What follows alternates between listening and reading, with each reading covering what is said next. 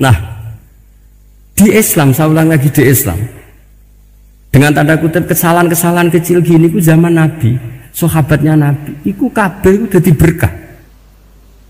Makanya nggak ada ilmu sebarokah kayak zaman Nabi. Wong goblok wae dadi berkah. Sampai Nabi ngendikan aksaru ahlil jannah albu, akeh-akeh penduduk swarga iku wong goblok. Mergo wong goblok iku piye? Apa dimangkeli iku ya gaweane pangeran. Nabi itu pernah disomasi wong goblok. Itu ya piye? Nabi kan cerita kiamat tuh gini. Yang kemarin nggak jadi itu. Kiamat di Indonesia kan berapa kali ya? 999 terus 2000 berapa? 12 terus Jumat apa kan sering mau ada kiamat tuh. Saya sering ditanya tamu, Gus, entah ini kiamat teng putih, entah ini barang aku aneh-aneh.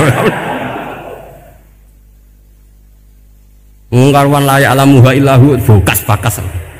Nak misalnya tenan Gus, ya tenan sing entek gue se, anak aku gak. Wah sesuk tajak ngenteni kiamat ora sida kiamat. Aneh-aneh. Saya ulang lagi. Ketika Nabi cerita dasarnya kiamat itu sahabat itu nggak mikir. Padahal mereka orang-orang pinter. Si mikir wong desa man. Ya Rasulullah mata sa'ah. Engkau itu cerita kiamat terus tapi nggak jelas tanggalnya. Lalu itu kapan? Wah paket sahabat. Oh, pinter juga. Kalau cerita itu ada tanggalnya dong. Ini kan cerita terus tapi nggak jelas tanggalnya. Apa jamu wong desa? Ora jamu mangkel no. Nabi meneruskan tentang ahwalil kiamah, masih nerangkan ahwalil kiamah. Dibaleni lagi. Ya Rasulullah mata sa'ah. Lalu kiamat itu kapan?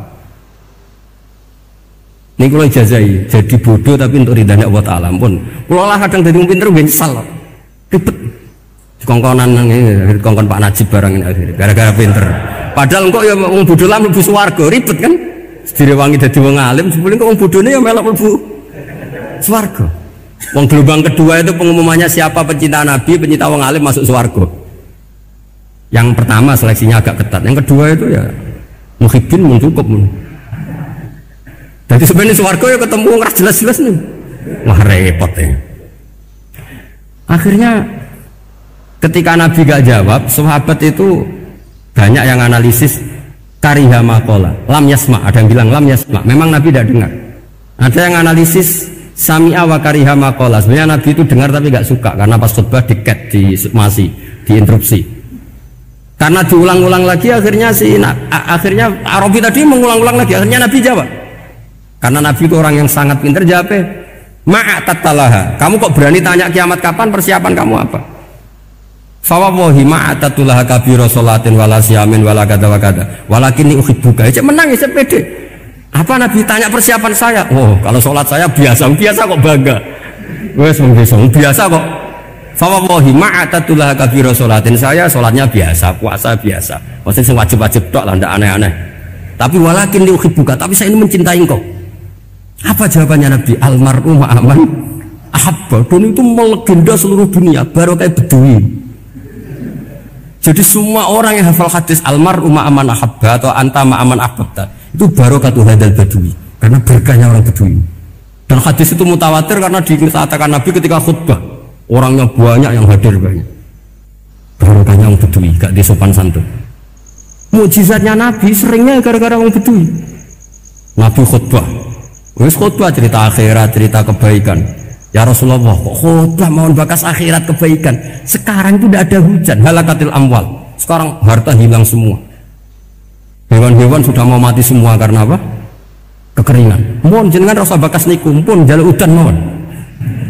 Nabi langsung Allahumma wah langsung udan tuwes. Nak jari ulama lah bahwa Nabi berotok gelos putih udan seminggu nganti akhirnya sapi ini aku gak mati krono kehausan tapi kelentir. Parani lah Nabi, nuli orang ngerasa salah paren. Ya Rasulullah, wong kula donga udan ben ra mati, saiki mati tenggelam. Mun lereni santai weh. Akhirnya Nabi itu nguji meneh. Allahumma hawalena wala alina Allahumma alal akam wa dzirab terus. Itu wong desa. Betapa barokahnya wong desa iki orang tahu. Betapa Rasulullah itu sekali ngendikan alam itu harus tunduk. Jadi min mu'jizati Rasulullah sallallahu alaihi wasallam itu sekali ngendikan alam itu harus mengikuti. Jadi Nabi misalnya ngendikan hujan, Itu panitia hujan, malaikat hujan harus nuruti. Nabi ngendikan berhenti juga harus berhenti. Makanya enak jadi nabi itu, tapi kamu nggak mungkin sudah tutup, tidak ada mungkin. Makanya Nabi itu pernah minta dalam satu maidah, ya fulan saya ambilkan dirok. Dirok itu kaki kambing yang depan, diambilkan. Ambilkan lagi, diambilkan. Ambilkan lagi ya Rasulullah, bukankah kambing hanya punya dirok dua, kaki depan dua? Andaikan kamu bilang iya, maka akan selalu ada dirok selagi aku minta-minta. Karena alam ini akan mengikuti. Jadi Nabi misalnya mau dahar gitu ya, kok Nabi ngendikan ya Jabir, ini jangan kamu entas, yang entas harus saya. Ini cukup untuk makan orang banyak. Nabi sekali ngendikan cukup. Nasi ini punya konstitusi, harus cukup. Karena Nabi ngendikan cukup. Itu hebatnya Nabi. Beliau punya spesial. Alamnya harus nurut sama beliau. Makanya disebut wadhabu wal ghazala syadani la kabir risalah. Semuanya itu harus tunduk. Nah, akhirnya syafaat-syafaatnya Nabi itu gara-gara desa-desa. Saya itu pengagum wong Buddha ya, termasuk hadisul Arabi tadi. Ada orang desa tanya, ya Rasulullah nanti kalau saya mati itu yang ngisap siapa ya? Allah ya. Wah bagus lah, terus mulai. Barang mulai, abe bunyi lagu Nabi iya karpe, dipanggil lagi. Ya Arabi, kenapa kamu tertawa-tawa terus pulang? Ya baguslah kalau yang ngisap Allah. Selama ini hubungan sama Allah saya baik-baik saja. Tapi Nabi muji faqhu hadzal Arabi, wis pinter kowe cong. Terus pernah lagi ada orang Bedui tanya, hal yadhakur rabbu ya Rasulullah, apakah Tuhan itu pernah senyum, pernah tertawa? Naam, kata Nabi, ya pernah. Lan na'dima min rabbin yadhaku khairan. Kalau Tuhan pernah senyum, pernah tertawa, wah orang kalau pernah tertawa itu pasti baik. Ya baguslah, enggak apa-apa. Jadi makanya ini unik ya, Islam itu agama yang unik, agama yang berkah, yang alimnya ya keturunan, yang bodoh juga keturunan. Karena memang agama ini untuk semua, lil alamin, untuk semua. Maka kata Imam Ghazali, Allah mengutus Nabi itu diutus ke raja-raja, diutus ke pedagang, diutus ke aromil, diutus ke fuqara, diutus ke birokrat, diutus ke apa saja. Ila jami'i sunufin nas, ila jami'i asnafin nas.